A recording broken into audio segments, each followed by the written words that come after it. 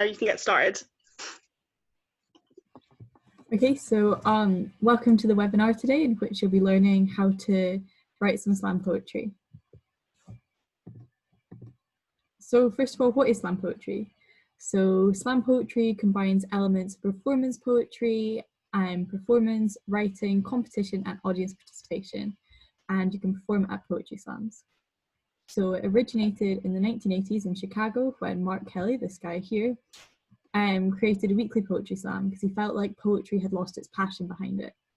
So in this slam, he would get people to come up and they would share their poems, and then he would select 5 random audience members to judge them. Luckily, we're not going to be doing that today, and we're all going to be nice and supportive of each other and not judge them. So it's usually very powerful, personal, and political. It can rhyme, it can be free forms. There are really no hard rules when it comes to slam poetry. So when can you actually use it? You could use it as a form of political protest. You could use it in speeches. You can use it just to express yourself. You can put aspects of it into writing. And it's also seen quite commonly in lyrics, especially rap music. So what issues might you want to write about? There are a lot of issues in the world currently, as we all know. But maybe you want to write about feminism or climate change or prejudice or politics. Just take a wee moment to think about what you personally might want to write about. So now we're going to talk about how you would perform. So when you're performing, you really want to think about syllables, and you want to think about what words are the most important, and then you want to emphasize them. You want to use hand gestures and body language to punctuate your points, but use this sparingly, otherwise you will do a Beccie and flail around. You want to make sure you're varying the tone of your voice, the speed of it, the pitch, and the volume. So you can also really use dramatic pauses to make the audience think and reflect. How do you want to leave the audience feeling? Do you want to leave them feeling angry? Do you want to leave them feeling hopeful? Do you want them to go out and make a change? What do you want the audience to do? And that will really help you structure and think about how you want to end it. So you also want to think about what you're willing to share with the audience. So what is personal, what is private, and what is universal? What are you willing for them to share? What are you willing to hint at? And what are you just not willing to talk about? So I'm going to read you out one of my poems just to give you kind of a better idea of what slam poetry means and what slam poetry can be. So this one is called The War on Women. The 1 in 5, the 70%, the quarter, the 3/5, the 2/3. When we wake up and see the billboards, the adverts, the products, the blatant photoshopping, women chopped up like meat at a deli counter, laid out and displayed with neat little price tags. The ingrained sexist subtitles that are our daily narratives, the dress codes reducing us to mere distractions, the forced marriages, brides walking down aisles still clutching a teddy. The bills passed, her body a political playground, legislation plastered all over it. The locker room talk, the keys cutting into her hand because she will never feel safe roaming the streets. Knowing that if anything were to happen to her, it would be all her fault, your fault, my fault, our fault. Her decision not to get a taxi, her older looking face, her skirt length, her choice of underwear that night, her choice of top or dress or skirt or jeans or route home. When we wake up and see the war on women. So that's just to give you like kind of an idea of what you can do with slam political poetry, but obviously everyone's slam poetry is different, and that's just, you know, an example. So to start with, we're going to do a warm-up exercise, which I call sleepwalking. And you're just going to get your pen and your piece of paper, and you're going to write whatever comes into your head. It does not mean to make sense. You're just trying to get words on the page and just get kind of into the mode of writing. If you're really stuck, you can just write, I am writing, until something pops into your head. We're going to have a 4-minute timer for this. And again, it does not need to make sense. You know, you can come out of the 4 minutes, look at the page, laugh at it, and then just move on. Do not worry. You're not looking to write your political genius at this point. No, you're just getting words onto the page. So this should be the 4 minutes starting now. So just write whatever comes into your head.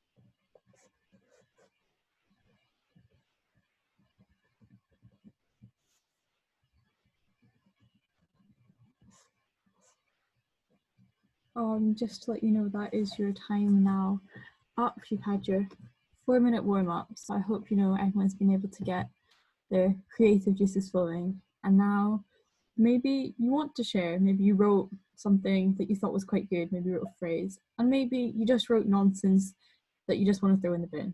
Either option is fine. Does anybody have anything they would like to share? To our first, like, more official poem, I guess. Elena, you might want to start recording again if you're not. Perfect. So we're going to start off by writing a biographical poem. So it's going to be an autobiographical poem using the list format. So you're going to start with got born. Then you're going to add in key events, emotions, experiences, everything that has made you who you are today.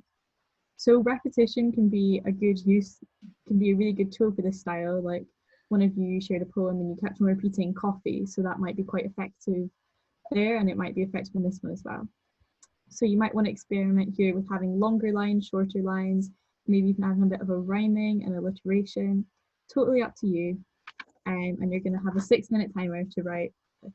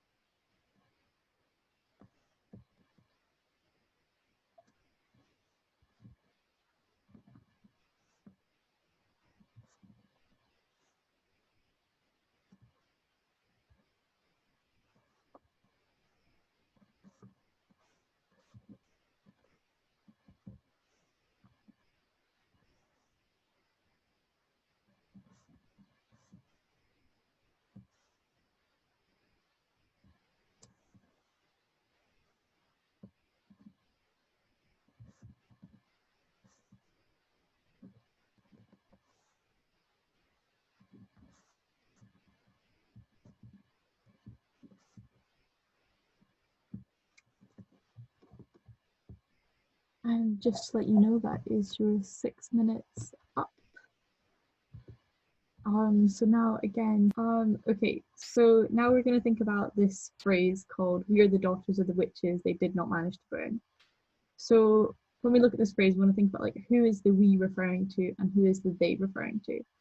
Sometimes it can be a lot more powerful to kind of use people's assumptions instead of like explicitly stating like women are the daughters of the witches they did not manage to burn, and instead you can use the we to kind of make it a lot more open to interpretation, which could be quite effective.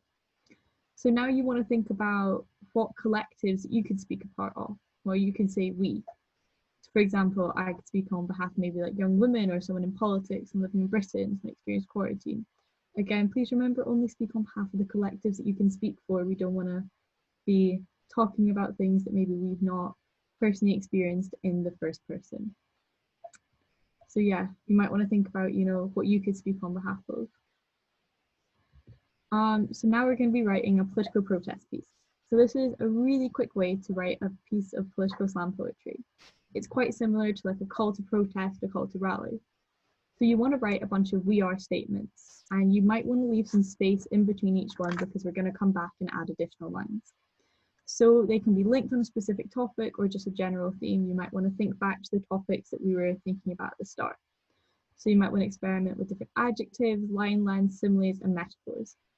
So we're going to have 6 minutes just to write we are statements, but leave a gap in between because I'm going to give you time later to go and add like in-depth bits in between.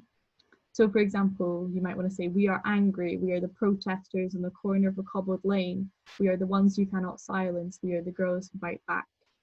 Just sort of short, punchy things like that. And obviously you can make them longer or shorter, completely up to you.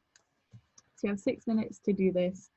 Again, they don't have to be linked, just whatever you feel right now.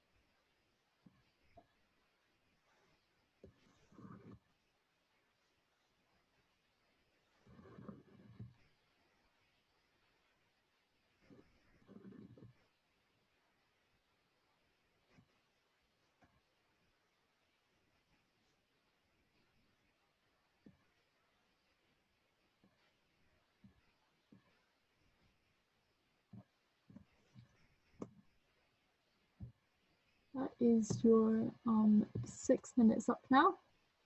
So we're not going to share at this point. Instead, we're going to go through it and we're going to start to flesh out to make it look more like a poem as you know it.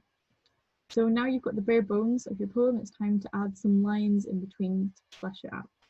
So maybe these lines are going to expand an idea, expand an experience, or maybe you're going to make a new metaphor.